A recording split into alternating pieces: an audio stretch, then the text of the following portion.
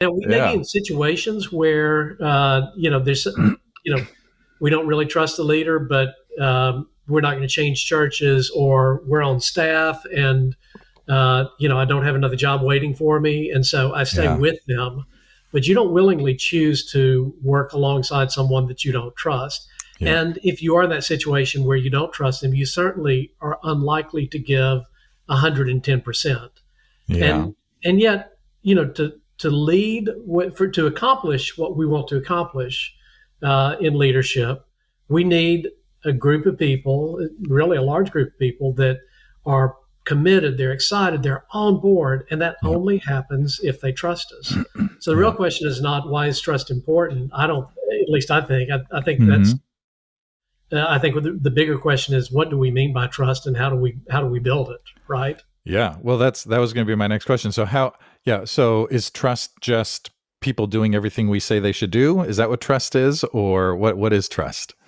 So, so I think in ministry, particularly, trust is confusing and complicated because a pastor or ministry leader, but I'll talk specifically about pastors for a minute. Okay. Um, Often will have a posture that says, "Hey, I'm a pastor. Of course, you should trust me." Yeah. I, you know, I actually read and believe the Ten Commandments. I try to follow the Ten Commandments. Hmm. I've sacrificed a lot to go into ministry. I'm inherently trustworthy. Hmm. Um, and what pastors don't realize in that scenario is um, often there will be people, maybe many people in their congregation, who have been burned by a previous pastor who was not trustworthy. Hmm. And the other thing is that it's trust has a lot of different layers to it. Yeah. Uh, do I trust you to bring me back change if I give you a $20 bill when you're going to the coffee shop to get Hmm. a cup of coffee? Well, yeah, I Yeah. trust you to do that. I don't know Yeah. you. I've never met you before today, but I would trust you with a $20 bill to bring me change and a cup of coffee. Right. Um, you know, if I were a little bit younger and my kids were still at home, would I trust you to watch my kids overnight? Hmm.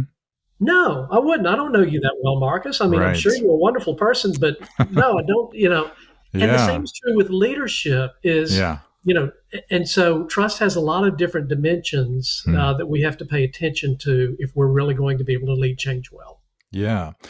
Um, and so then the next question might be, well, two sides of it. How do we lose trust, and then how do we build trust? What are some ways that we might lose people's trust?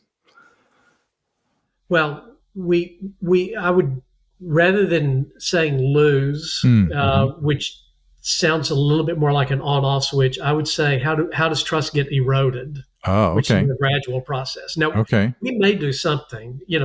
The pastor who has a moral failure instantly loses trust, Right. um, and most often loses their job as well, right? Yeah. But Yeah. but I'm more concerned about the slow erosion of trust that can Mm. occur. Yeah. Uh, when you said you were going to do something but you didn't do it, Mm. when uh, someone asked you to make a hospital visit and you were too busy and you didn't do it, Yeah. and so in when you know Todd Bolsinger, who I know is a thread who runs through this program, Yeah. says without trust there is no travel, Mm. and it's all the little things that we do or don't do that cause people to say, "Oh yeah, I would actually follow this person uh, Mm. because they've earned my trust." Yeah.